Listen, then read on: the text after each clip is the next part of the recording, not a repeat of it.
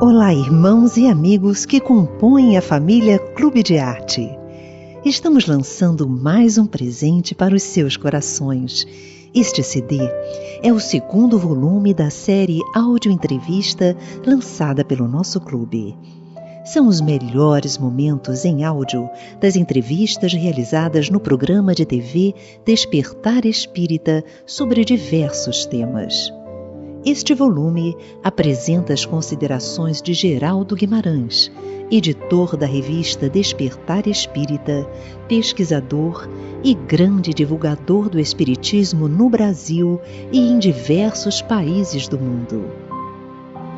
O tema em destaque é o Mundo dos Espíritos, última entrevista concedida por Geraldo Guimarães, que retornou à pátria espiritual em janeiro de 2010.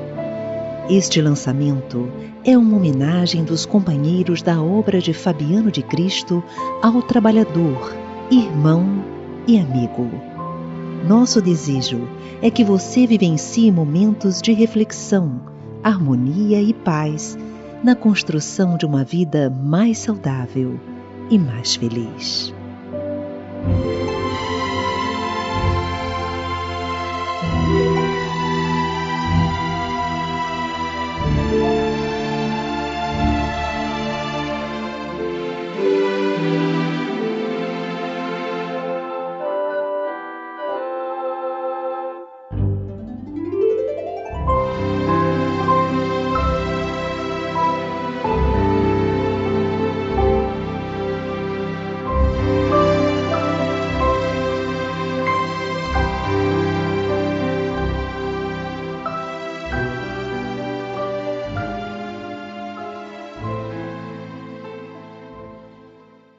O Espiritismo estuda as relações do mundo material, onde nós, espíritos encarnados, vivemos, com o mundo espiritual, invisível aos olhos humanos, onde habitam os espíritos desencarnados.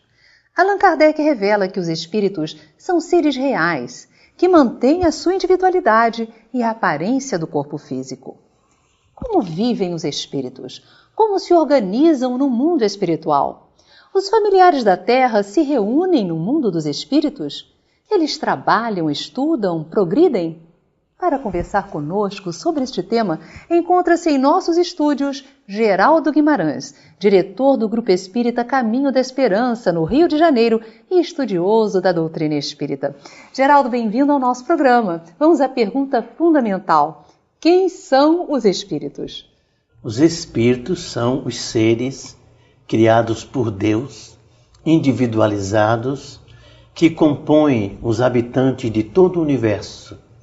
Eles têm gradações diferentes, alguns estão encarnados, outros desencarnados, vivendo na erraticidade, como diz Allan Kardec. Esses são os espíritos, seres que foram criados um dia e que jamais deixarão de existir. Você falou erraticidade. Explica para nós. É uma expressão que significa um mundo espiritual. E qual a aparência dos espíritos? A aparência dos espíritos é idêntica à aparência dos seres humanos, dos que estão na Terra reencarnados. Eles guardam uma lembrança da última existência ou escolhem uma aparência de outras existências, de existências anteriores, às quais eles são muito gratos. Como é que os espíritos vivem no além? Os espíritos vivem de forma muito intensa, mais intensa do que vivem na Terra. Porque a Terra, segundo os benfeitores espirituais, é uma cópia do mundo espiritual. Hoje nós vivemos aqui em decorrência do que acontece lá na imortalidade. De modo que eles trabalham, eles estudam, eles vivem em sociedade. Existem cidadelas de vária natureza, criadas pelos engenheiros siderais, pelos espíritos, utilizando-se de matéria quintessenciada, trabalhada acima de tudo pela mente e por máquinas especiais. É uma sociedade igual à Terra. Sendo que há uma diversificação. As sociedades mais simplórias, infelizes, são separadas das sociedades mais equilibradas que conquistaram o equilíbrio, a paz e a harmonia. Não é como aqui na Terra, onde nos confundimos. Aqueles que são atrasados, infelizes, com aqueles outros que conquistaram valores. Lá não. Cada um está no seu nível e vive separadamente. Salvo aqueles que estão sob a tutela dos espíritos superiores, que são almas simples, alguns doentes, perturbados e aflitos, mas que estão em atendimento médico, estão sofrendo a intervenção do mundo espiritual no que diz respeito à reconquista do equilíbrio. Há necessidade do espírito voltar à Terra? Qual o tempo de permanência, em média, que um espírito pode passar no plano espiritual? Não existe um tempo de permanência delineado, estabelecido. Varia de espírito para espírito, de acordo com a necessidade que ele tenha. A Terra é como uma escola, onde você aprende, dentro de um padrão que não tem a lucidez do mundo espiritual, a desenvolver os seus recursos, porque a Terra também tem os seus valores éticos, a Terra tem também as suas diretrizes de progresso, de experiência de toda a natureza, que a alma deve viver. Lá no mundo espiritual, quando você desencarna, você, dependendo dos seus valores, vai especificamente viver entre os seus afins. O que não acontece aqui no orbe, onde você precisa aprender, como o menino que vai para o colégio e lá se defronta com outros colegas, muito bem educados, mal educados, grosseiros, infelizes, felizes. Há uma diversidade de caráter, onde você aprende a explorar os seus valores sob a orientação de Deus, dos espíritos bons e dos dirigentes do progresso na própria Terra. Então os espíritos trabalham, eles se organizam, eles estudam, eles progridem no plano espiritual. Há necessidade deles encarnarem? Ah, sim, porque se você estuda o bem no meio dos bons, você não sabe se os seus valores são valores efetivos, porque você está no meio dos bons. Você não manifesta a sua verdadeira realidade, até porque você se exclui daquele grupamento. Quando você vem à Terra, você é você. Você tem as suas nuances negativas, os seus aspectos infelizes, e tem também os felizes e positivos. Então você trabalha numa espécie de oficina, a própria natureza. É como se fosse um laboratório, onde experiências são realizadas. Lá não. Se você vai para o bem está em torno de você, como você vai manifestar qualquer negativa? Você não tem uma experiência real da sua verdadeira natureza. O espírito, quando criado simples e ignorante, ele não tem ainda o talento do discernimento. Ele não tem a maturidade intelectual que lhe permite a escolha. Para ser, o indivíduo precisa saber, principalmente no campo da ética, que engloba as virtudes de um modo geral. Como você vai escolher o ideal? O ideal é algo interior. Os materialistas não têm ideais. O ideal significa o amanhã, depois da morte. Eles não acreditam nisso, acreditam hoje, logo o ideal não existe. O ideal é viver bem agora. E então você traz dentro de você essa possibilidade. Só que a natureza coloca para a sua sobrevivência os estímulos automáticos que vêm desde o mundo animal inferior. Você, para sobreviver, não precisa entender. Há dentro de você um comando automático, há uma lei que faz você viver, sobreviver, buscar o que está dentro das matrizes básicas na sua natureza mais íntima. Isso é a vida na Terra. À medida que você vai amadurecendo, à medida que você vai aprendendo, você vai discernir. Você vai poder fazer escolhas, porque você aprende o que é certo e o que é errado. Depois você começa também a sonhar, a criar. Você mergulha no mundo da beleza, da ética, da estética. Você vai se tornando um ser além da mediocridade. Por exemplo, Existe o carteiro, que entrega cartas notáveis. Existem aqueles que escrevem as cartas. Então, nós, quando vivemos na Terra no início, nós somos os carteiros. Agora, nós precisamos escrever as cartas. Só faremos isso quando progredirmos, quando avançarmos. A Terra, por exemplo, é muito jovem. Tem 10 milênios de civilização, não significa coisa alguma.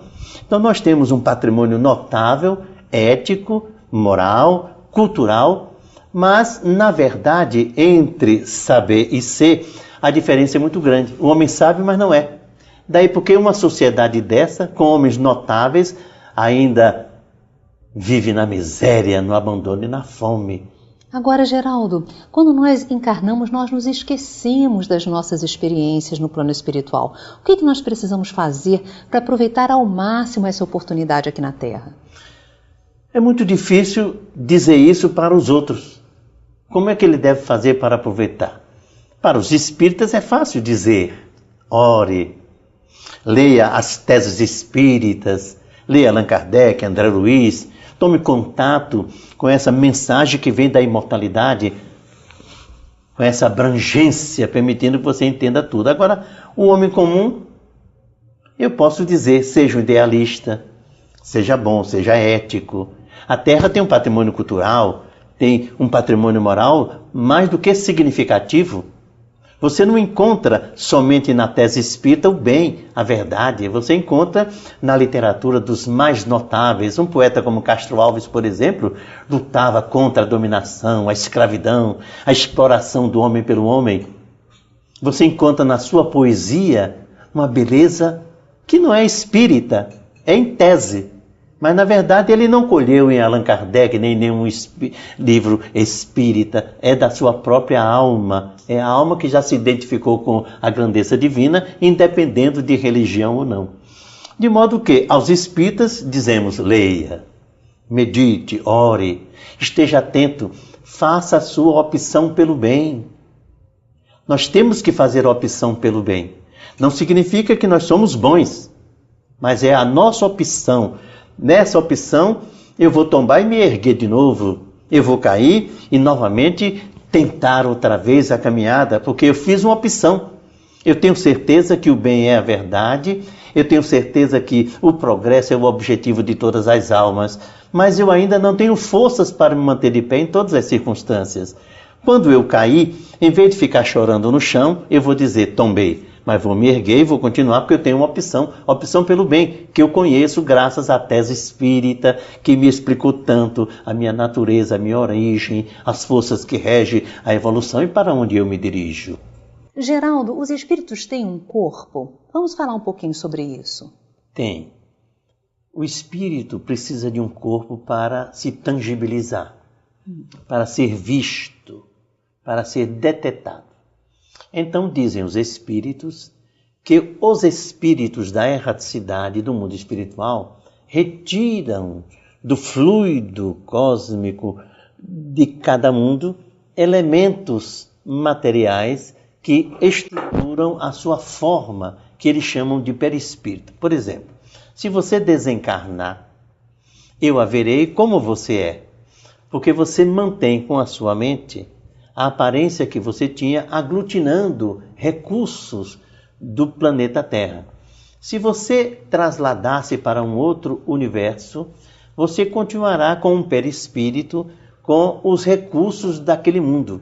Então, é a forma que os espíritos têm. Essa forma varia de espírito para espírito, da sua evolução, do seu adiantamento e das suas escolhas pessoais. Geraldo, eu me lembro muito bem e com bastante precisão de que quando criança e jovem também, eu via os espíritos e seus trajes, suas roupas, coloridas umas pareciam apenas tecidos envolvendo seus corpos. E só encontrei no livro dos médiuns de Allan Kardec um estudo aprofundado sobre isso. Vamos falar um pouquinho sobre esses trajes do mundo espiritual. É muito fácil, porque aqui na Terra, para você usar o seu traje, você precisa das suas mãos. Ou você faz ou manda fazer. Lá no mundo espiritual você faz com a mente. Os braços são apêndices secundários. O apêndice principal é a força mental. Então você está diante de alguém que lhe conheceu quando você tinha 12 anos de idade.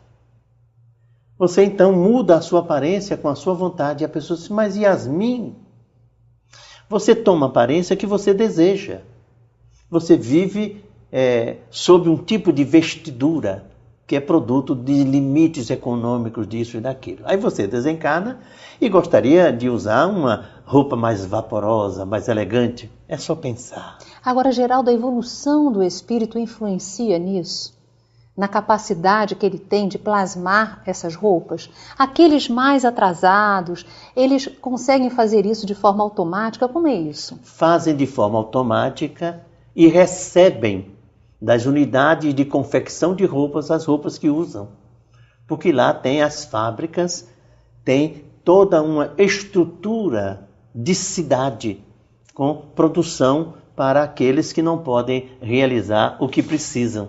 Então eles recebem dos encarregados as roupas necessárias. Ou numa emergência há um automatismo. Você está diante de alguém, você se lembra desse alguém de uma época da sua vida, automaticamente você muda.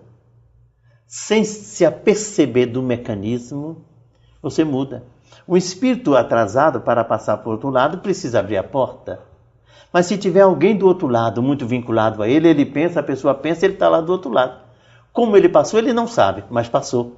Porque o espírito pode atravessar as paredes. O espírito atrasado tem medo. O espírito perfeito não. Então o adiantamento condiciona o espírito para realizar aquilo que ele deseja. É a liberdade que a sua consciência lhe permite. Allan Kardec, de uma maneira didática, no Livro dos Espíritos, fala sobre uma classificação dos espíritos em termos de evolução moral e também intelectual. Vamos conversar um pouquinho sobre isso? Vamos. Nós temos os espíritos inferiores. São os espíritos que às vezes têm conhecimento intelectual, mas não têm desenvolvimento moral. O passaporte da grandeza é a moral, não é a cultura. Você encontra homens de muita cultura destruindo a humanidade, né? Destruindo o patrimônio da terra e de outras pessoas. Você encontra pessoas de pouca cultura construindo um mundo melhor.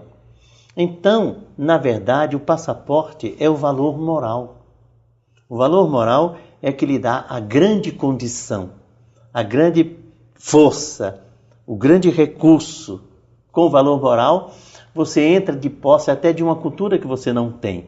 É uma tese que Pietro Baldi apresentou, chamado de noúmbrica, em que as pessoas de bem mergulham na faixa do conhecimento e da verdade e sabem, sem nunca ter estudado.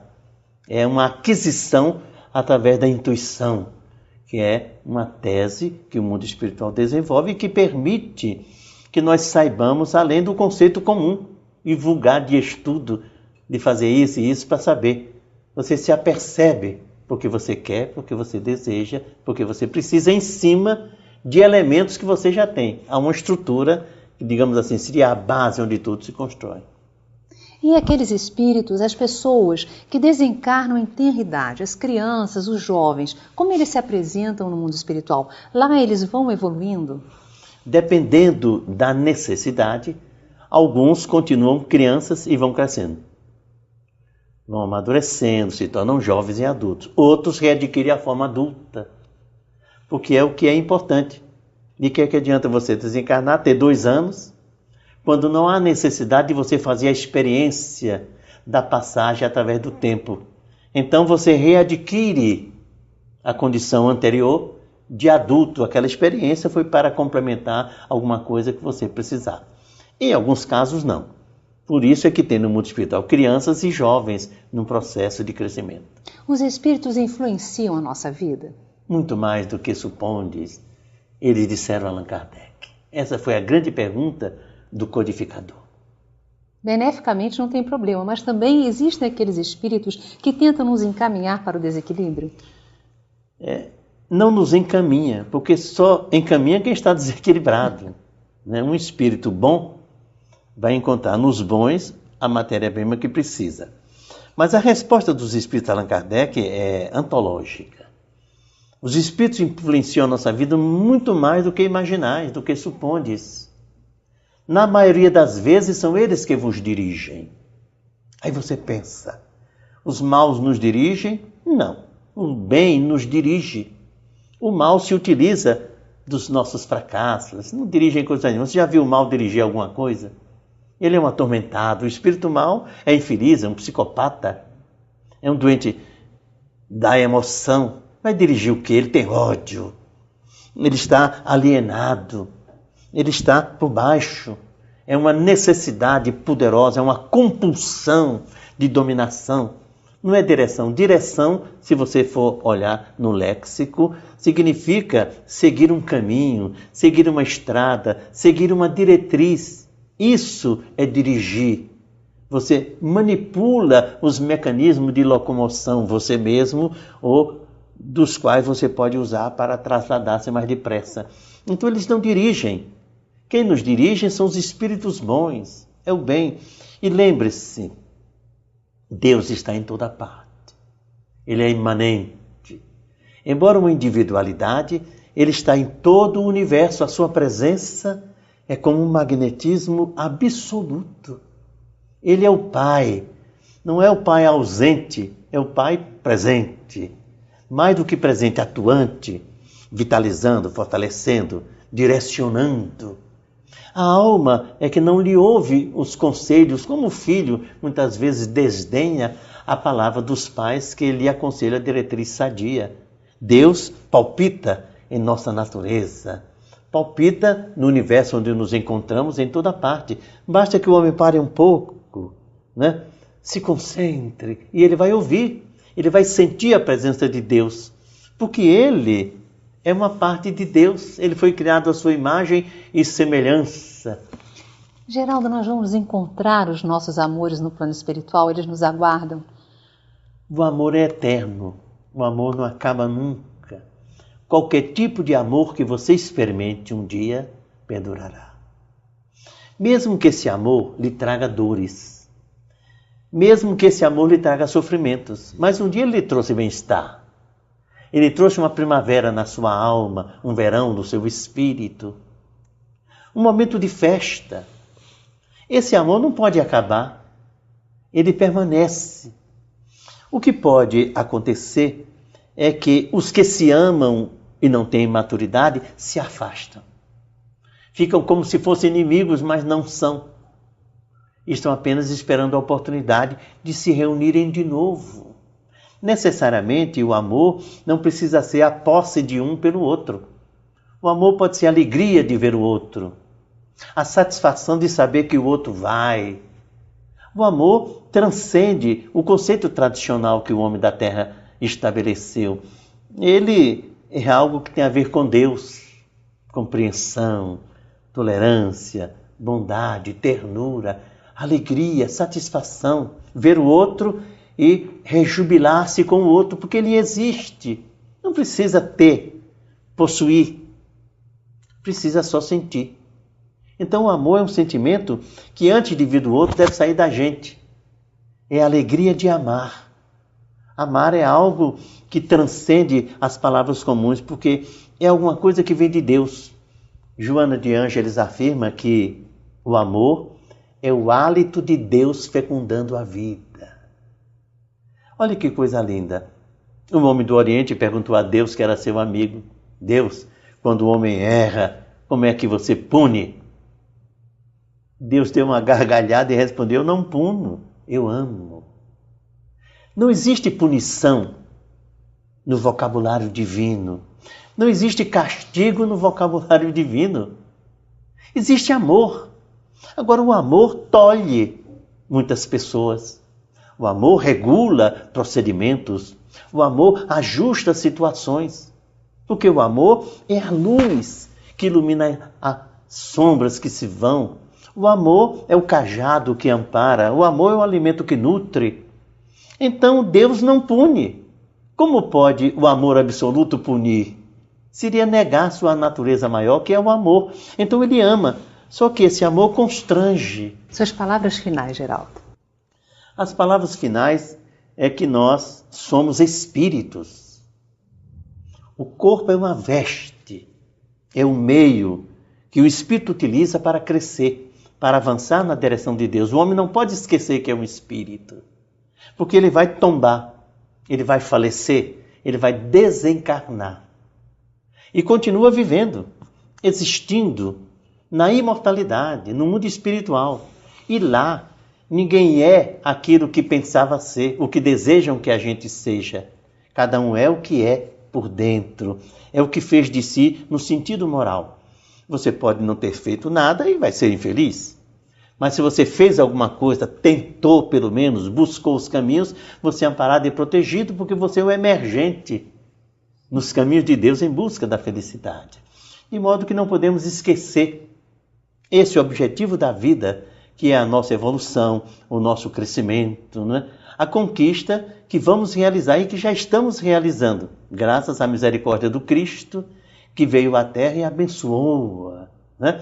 Com essa clareza meridiana, que vai além das fronteiras do nosso entendimento comum e que brilha. Imagine que Emmanuel conta que ele se reúne com outros espíritos crísticos que dirigem a nossa galáxia e oram na intimidade do Sol e magnetizam o Sol para que o Sol abençoe todas as pessoas do planeta, sem nenhuma exceção. Não há ninguém que diga, eu não sou protegido, eu não sou amado, eu não sou estimulado. Diariamente, o magnetismo do Cristo e de outros espíritos crísticos envolve a criatura, magnetizando-a para que ela seja forte e seja feliz. Essa é a nossa realidade.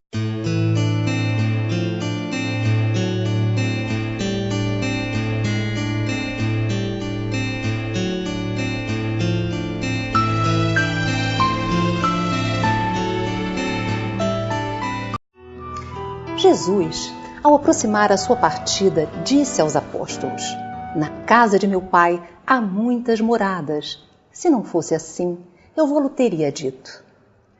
Atualmente, a astronomia estima que apenas a Via Láctea, onde se encontra o nosso sistema solar, possui de 200 a 400 bilhões de sóis. Nesse contexto, a Terra é um dos menores planetas do sistema solar, onde o Sol é uma estrela de quinta grandeza. Quais as descobertas da ciência na atualidade sobre a vida além da Terra? Os diferentes mundos que circulam no espaço sideral são habitados? Se houver habitantes em diferentes mundos, serão semelhantes aos da Terra? Os mundos estarão no mesmo nível de desenvolvimento intelectual e moral? O que o Espiritismo diz sobre isso? Para tratar deste tema, encontra-se aqui Geraldo Guimarães. Ele é orador espírita e editor da revista Despertar. Geraldo, muito bom ter você aqui com a gente, viu? O prazer é meu. Geraldo, Jesus nos diz: há muitas moradas na casa de meu Pai. Vamos refletir sobre a significação dessa frase. Nós temos que nos reportar um pouco à ciência, né? À cosmológica, porque afirmam que há 15 bilhões, é uma teoria, de anos atrás, houve uma explosão galáctica, ninguém sabe do que e de onde, que deu origem a um macrocosmo que dizem é constituído de 25 a 50 bilhões de galáxias. A coisa é tão grande que a diferença entre o cálculo é majestoso, olha, de 25 a 50 bilhões. Acima da capacidade de raciocínio normal. Então, esse universo, ele se dilata à velocidade da luz. E atualmente há um novo conceito dizendo que ele se autorrenova, porque há outras explosões dentro dele dando continuidade, né, a esse processo todo. Exatamente. Infinito. Esse é o universo. Quais são os astros do universo? Alguém disse assim, que o macrocosmo é igual às árvores que tem na Amazônia e que os astros representam as folhas das árvores que tem na Amazônia e que representa a quantidade de sinapses que ligam os neurônios.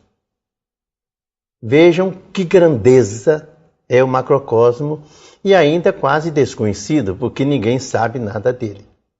Na década de 80 houve um encontro na Europa dos grandes estudiosos do cosmo E eles concluíram de uma forma interessantíssima. Sabe o que é que eles concluíram depois do encontro? A hipótese Deus. Extraordinário. Jamais acreditaram que houvesse Deus por detrás do macrocosmo, mas levantaram a hipótese, tal a complexidade da grandeza do universo. A hipótese Deus. Então, o universo é o maior enigma que existe. Se você observar, existe um microcosmo que é igual ao macrocosmo.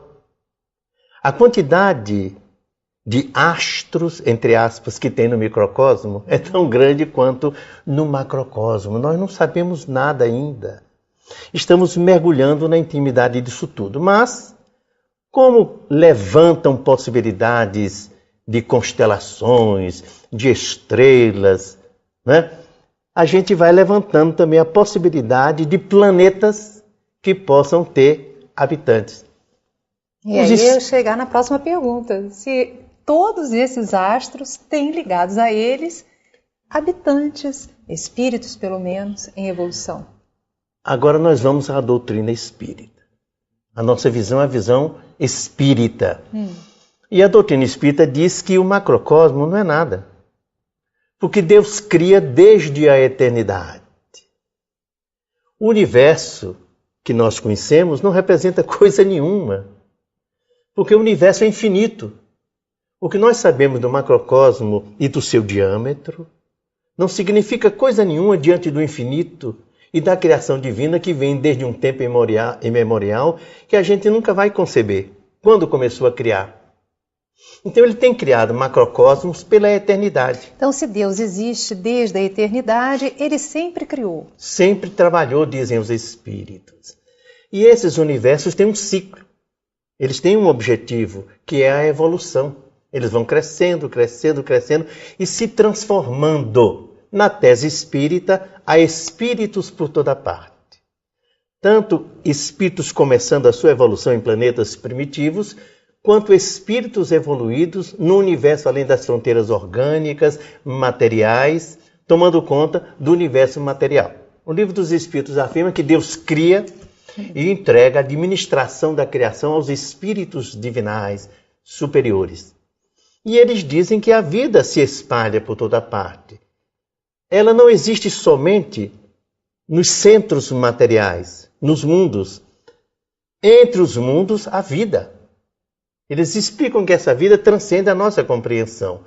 O número de astros do macrocosmo não representa nada diante dos espíritos criados e que existem nesse macrocosmo, além dele e nas dimensões espirituais. Agora, Geraldo, é interessante isso pensar. Os habitantes seriam semelhantes?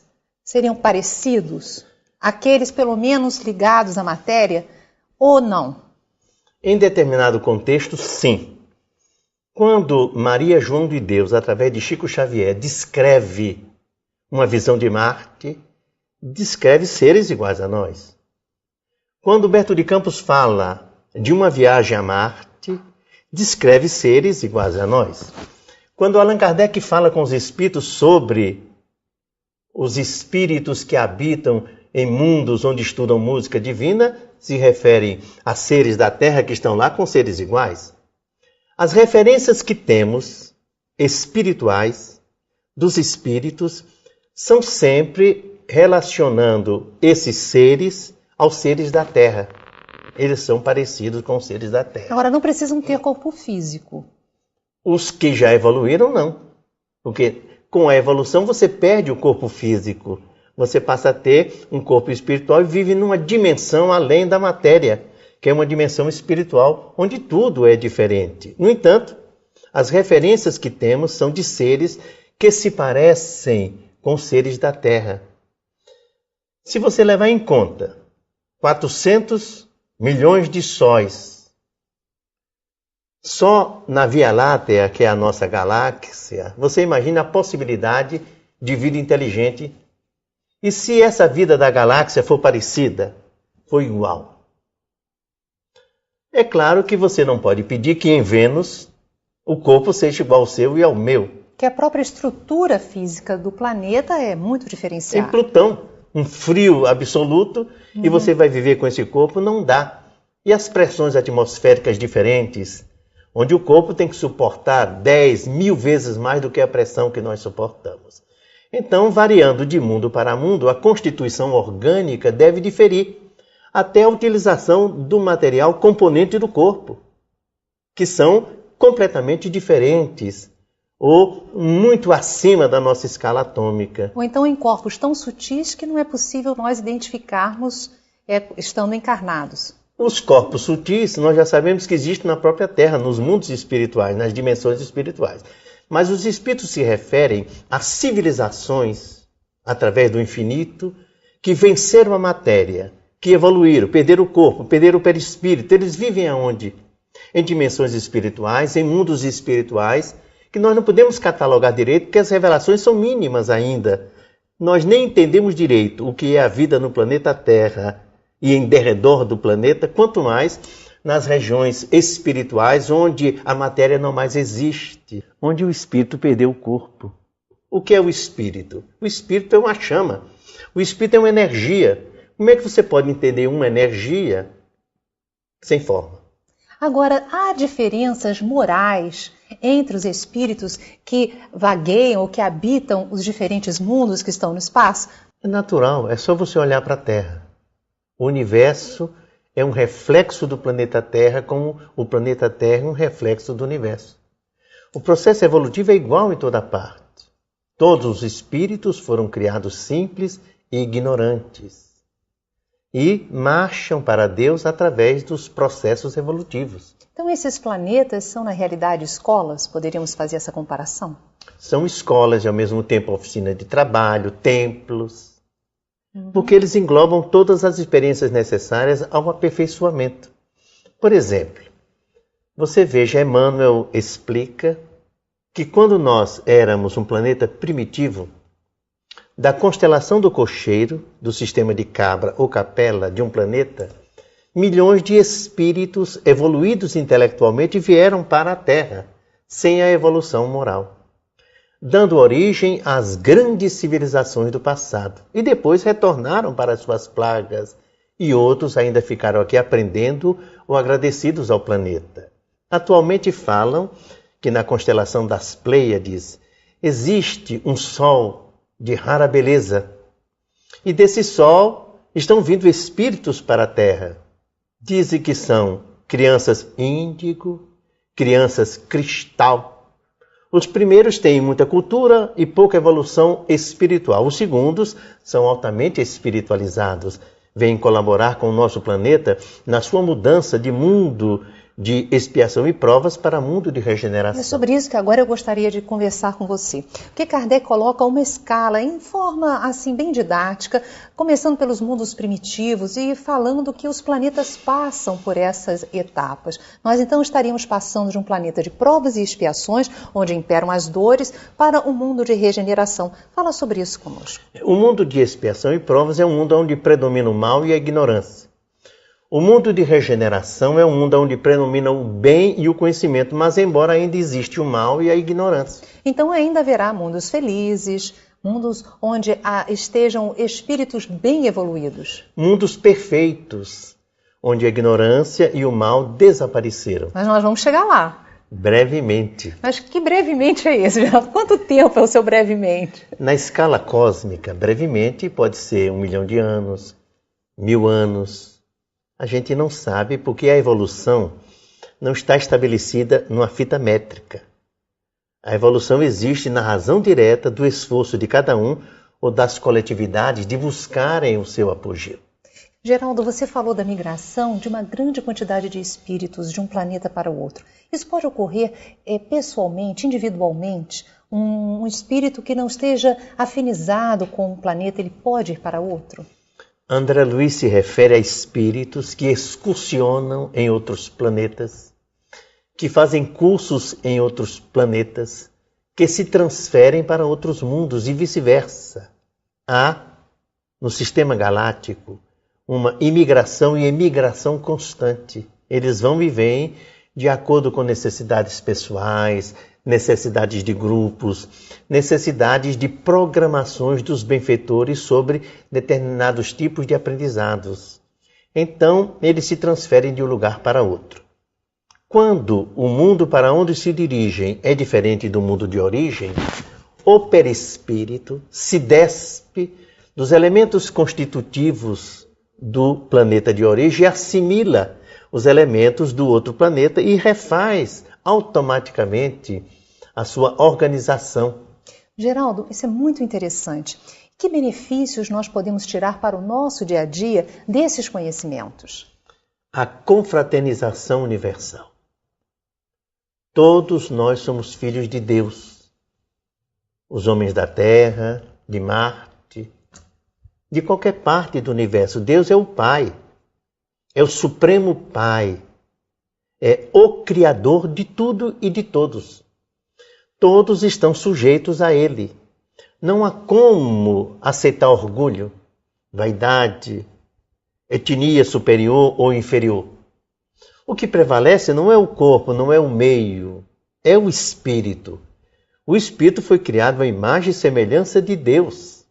Joana diz que nós somos herdeiros de Deus, filhos de Deus. Por quê? Potencialmente nós somos deuses, disse Jesus. Vós sois deuses. Tudo o que eu faço, vós podeis fazer e muito mais ainda. E Jesus, há 5 bilhões de anos atrás, já era um espírito de tal grandeza, ao qual Emmanuel se refere assim: não temos palavras no vocabulário humano para determinar, adjetivar Jesus. E Jesus diz que nós somos iguais a eles, ou maiores. Por quê? Porque todos os espíritos, sem exceção, foram criados igualmente, com a mesma perspectiva, com a mesma possibilidade, com o mesmo objetivo, que é a perfeição à procura de Deus. O objetivo da vida é a evolução. Não importa onde você esteja, com quem esteja, o que saiba, não interessa. O objetivo da vida é a evolução. Todos os seres vão evolver um dia. Não importa se nasceram num ou no outro extremo do planeta, nessa ou naquela condição social. O objetivo é o objetivo espiritual. O meio não significa muita coisa. Significa hoje, quando o homem imediatista pensa só no agora. Mas se você alongar as fronteiras da percepção, você vai ver que o homem viveu 100 vidas, 200 vidas, 500 vidas, 1000 existências. Um ano não significa coisa nenhuma. É algo mais que você está acrescentando ao que você precisa ter para se aperfeiçoar, para se libertar, para ser o gerente das suas próprias emoções. Porque o objetivo da vida é o domínio de si mesmo. É quando você é o senhor de tudo aquilo que você sente. Não diz nada que não deva dizer. Não diz nada que não seja certo. Não faz coisa alguma que não seja correto. Você está identificado com Deus. E Deus deseja que você seja perfeito. E perfeito você é ou será. Esse é o objetivo da vida para todo mundo. Então, quando vemos o universo com essas possibilidades, uns dizem que há OVNIs, discos voadores, perfeição aqui e ali, e daí? Nós um dia chegaremos lá, se eles forem mais desenvolvidos, como outros estão mais atrasados do que nós. Nós éramos planetas primitivos, somos de expiação e provas, estamos entrando numa outra classificação, e assim todo o universo. Não há preocupação de Deus, porque Ele é atemporal. O ontem, o hoje ou amanhã, para Ele não significa nada. De modo que Ele lhe vê como Ele quer. Ele vê você no futuro, porque Ele está lá. Ele vê você no passado, não é nada demais. Ele vê você como o fruto do seu amor, se desenvolvendo, crescendo. Porque o espírito dele foi criado, é o amor. É Deus. Ele tem as virtudes divinas dentro dele. Certo? Se você pegar um espírito infeliz, um espírito inferior, desassociá-lo do perispírito, o que é que ele é? Uma energia. Ele é luz. Ele não é sombra. Não existe sombra. Na criação divina só existe luz. A sombra é a criação do homem, é a ignorância. Então tudo é luz. Nascidos da luz, estamos na luz e a caminho da luz suprema.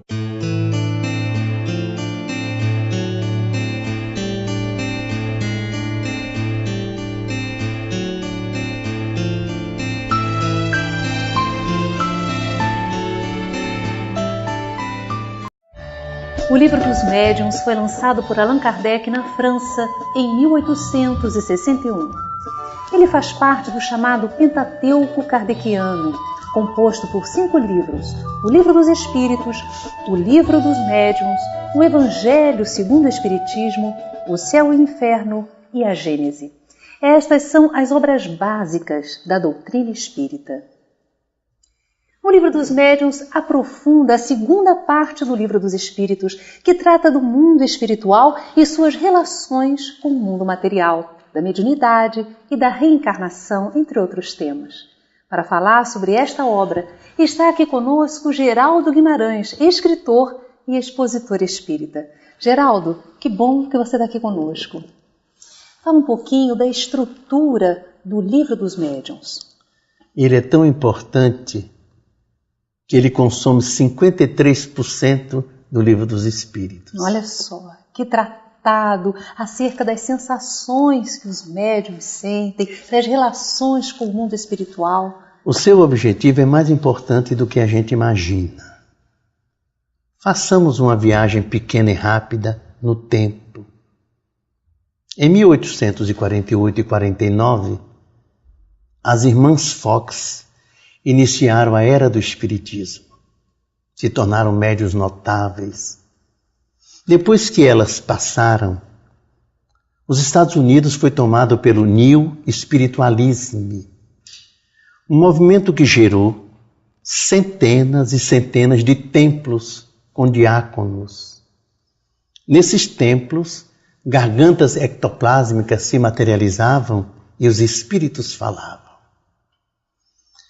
Milhares e milhares de pessoas acorreram a esses templos e os protestantes entraram com uma ação do governo americano, pedindo que eles fossem fechados, porque os diáconos não haviam estudado, não tinham experiência necessária para gerir a vida espiritual das pessoas.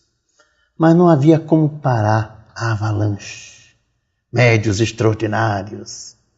Um deles escreveu um livro chamado O Livro dos Espíritos. Eram tratados notáveis. No entanto, o New Spiritualism, o movimento espírita nascente e fenomênico, morreu.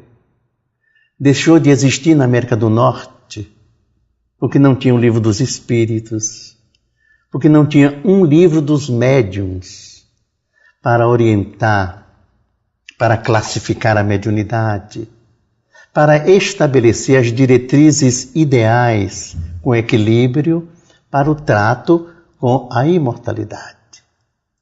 Quando Allan Kardec publicou o Livro dos Médiuns em 61, a Terra toda estava devastada, podemos dizer, pela mediunidade. Por fenômenos que ocorriam em todas as partes do globo, não é? De toda a natureza.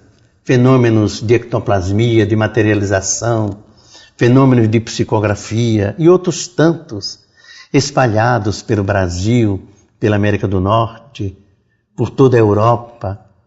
O mundo todo estava convulsionado pela mediunidade. O que fazer? Como proceder? Atos bárbaros eram cometidos contra os médiuns.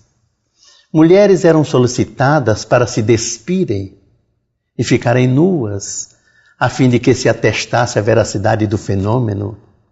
Outras eram amarradas, engaioladas. Pessoas eram submetidas a testemunhos cruéis e dolorosos, a fim de que os chamados cientistas fizessem do fenômeno espírita como faziam no fenômeno tradicional da ciência, o que não é possível. Aí Allan Kardec publica o Evangelho segundo o Espiritismo e começa com uma pergunta extraordinária. Há espíritos?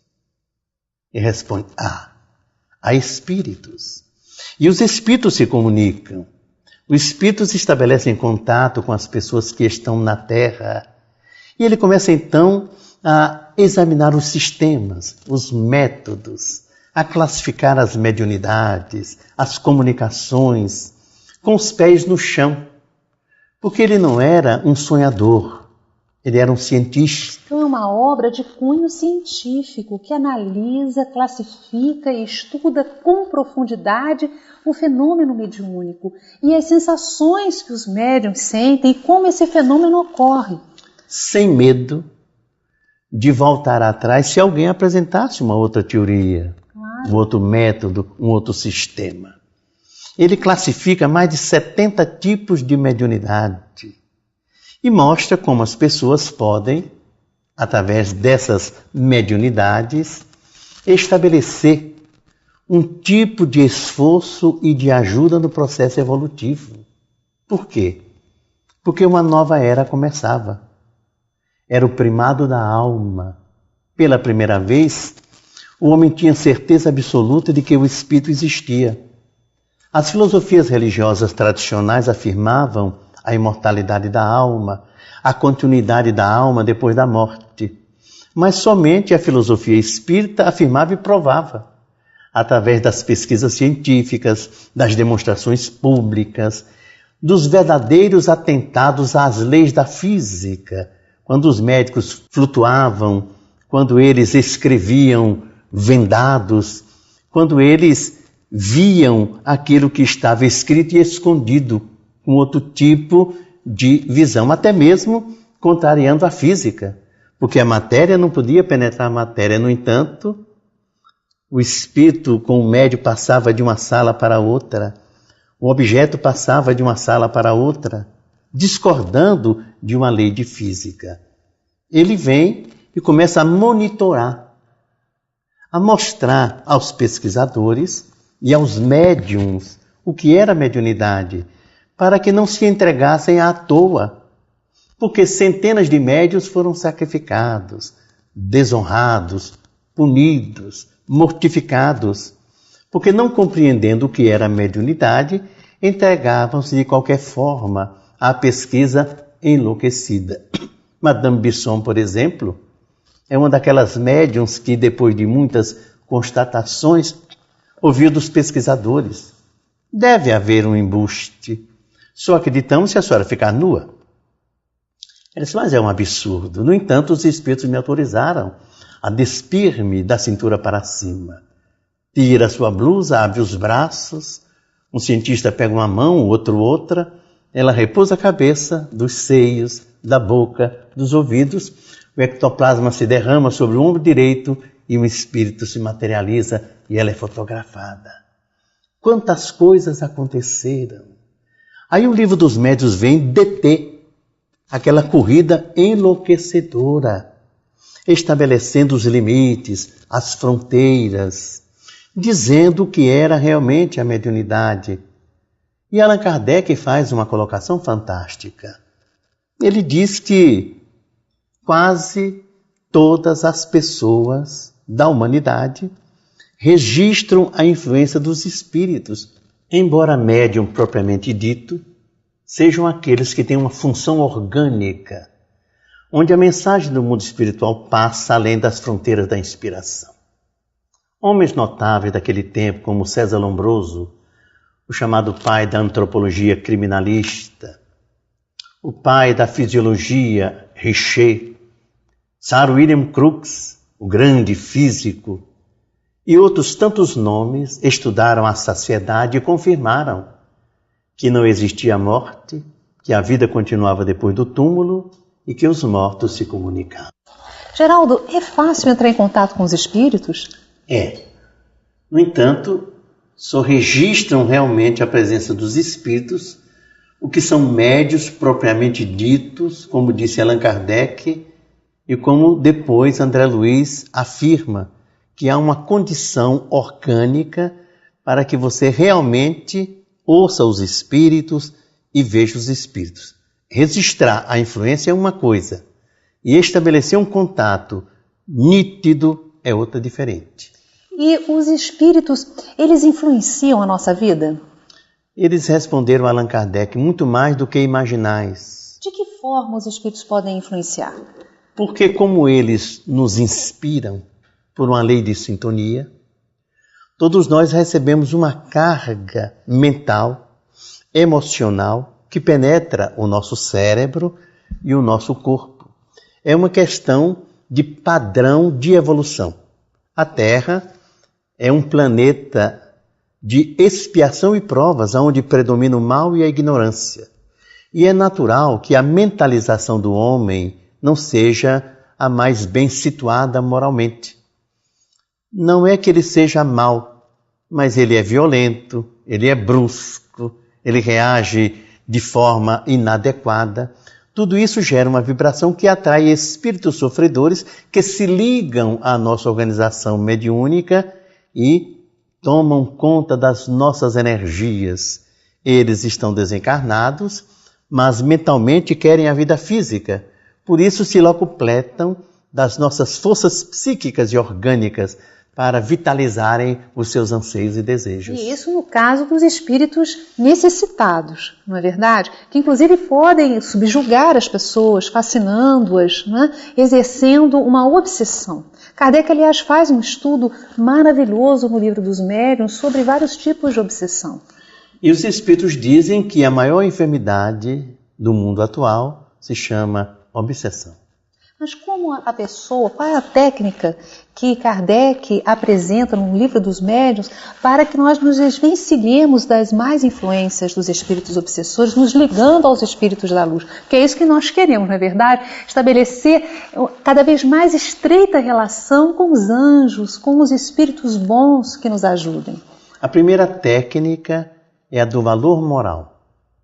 Quanto mais você se moraliza, mais você foge da identificação com os espíritos sofredores. Então, uma pessoa normal, que quer estar bem com os espíritos bons, deve pensar bem. Então, seu mundo mento-emocional deve ser de natureza superior. Aqueles que estão doentes e perturbados ou obsidiados devem procurar a casa espírita. Por quê? O mundo comum não aceita a presença dos espíritos, a imortalidade da alma, a continuidade da vida, só a doutrina espírita. Daí porque nesses processos o mecanismo de desobsessão está na aplicação dos passes na bioenergia, na vinculação do doente no trabalho do bem para que ele tenha boas realizações e nos processos de atendimento direto aos espíritos sofredores, nas chamadas reuniões de desobsessão, onde eles se comunicam e são esclarecidos. E nessas reuniões de desobsessão, o paciente, a pessoa frequenta? Não, ela vai para as palestras, os estudos, é isso? Os doentes não devem participar dessas reuniões, pois ouvindo os espíritos ameaçando-as, podem entrar num estado muito complicado de distúrbio emocional. E até numa sintonia mais aprofundada com essas entidades. Né? Exatamente. As entidades são levadas para a reunião e os médiuns que ali se encontram são os receptores. Quando todos esses conhecimentos a respeito da vida espiritual, da imortalidade da alma, da reencarnação, estiverem disseminados em todo o planeta, quais as consequências que isso trará à humanidade? Uma transformação radical em toda a estrutura social. Porque se você tem certeza que não há morte e que a vida continua, e que você sofrerá as consequências dos seus atos, você vai tomar cuidado com o que diz, com o que faz, com o que realiza. Quanto mais provas, quanto mais evidências se multipliquem em torno dessa vida no mundo espiritual, mais cuidados o homem terá no seu comportamento e no seu procedimento. Quais, assim, as palavras que você poderia nos dizer que resumiriam a importância do Livro dos Médiuns na nossa vida? O que o Livro dos Médiuns, de forma prática, pode trazer de benefícios para nós? O Livro dos Médiuns é uma enciclopédia que responde a todas as dúvidas sobre mediunidade. Allan Kardec era um homem criterioso. Era objetivo, claro, transparente. Era um erudito e um sábio na matéria. De modo que ele toma o pensamento dos espíritos e direciona com muita clareza, fazendo com que as dúvidas desapareçam.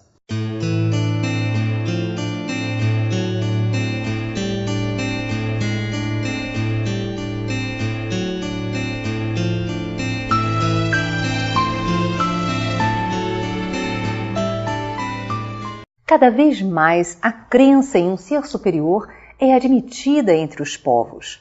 Registros históricos mais remotos nos mostram a ligação do homem com Deus e as tentativas de conhecer seus atributos e sua relação com a criação. Dentre os mais diferentes conceitos, encontramos a definição do médico e escritor Deepak Chopra em seu livro Como Conhecer a Deus. Todas as pessoas têm meios de chegar a Deus, pois Ele está ao alcance da mente, na voz, dos anseios, das necessidades de cada um de nós. Na visão espírita, Deus é a inteligência suprema, a causa primeira de todas as coisas. Para conversar conosco sobre este tema, está aqui Geraldo Guimarães. Ele é expositor espírita e articulista da revista Despertar. Geraldo, bem-vindo ao nosso programa. Obrigado. Geraldo, a vida no universo é tão múltipla nas suas manifestações, e isso pode nos conduzir a uma prova da existência de Deus?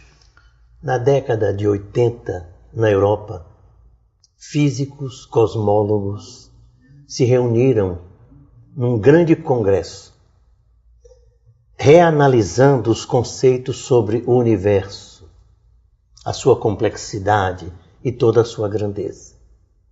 Depois de algum tempo, eles concluíram e escreveram uma tese fantástica, oferecida à humanidade, intitulada A Hipótese Deus. Em consequência da complexidade das leis universais, eles, muitos materialistas, levantaram a possibilidade da hipótese Deus diante de tal grandeza. Interessante. Agora, Geraldo, a doutrina espírita, ela pode nos auxiliar na compreensão de Deus?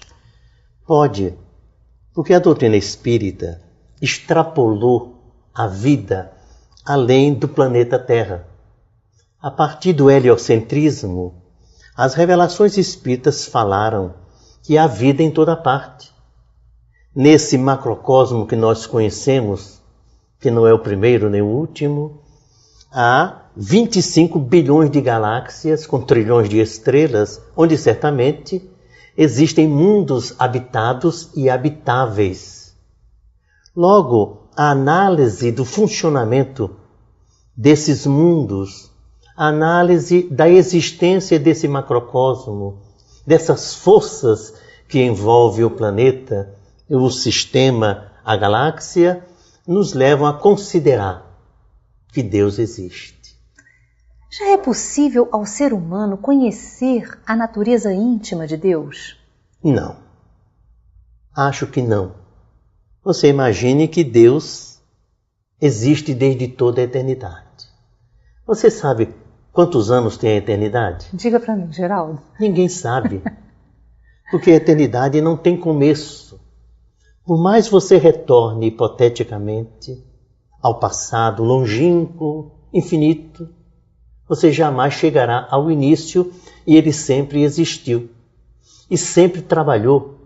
E sempre criou a vida, universos de toda a natureza.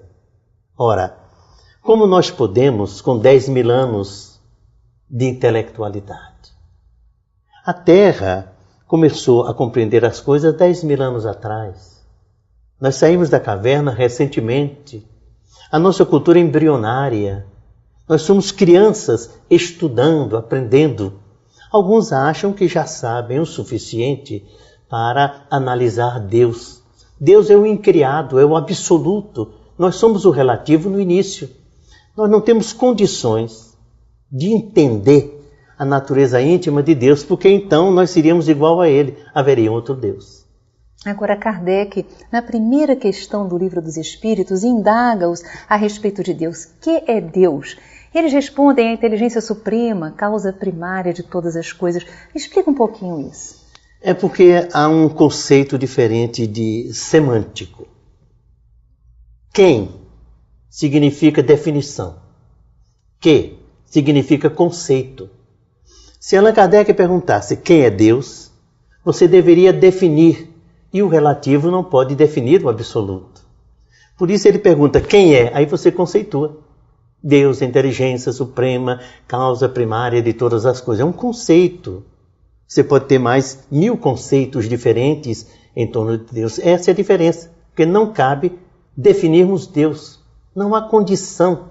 Nós estamos despertando. Somos como que crianças, começando a enxergar as coisas, a compreender as coisas, enquanto Ele está além da nossa compreensão, na eternidade, no infinito, em N dimensões, e nem compreendemos direito.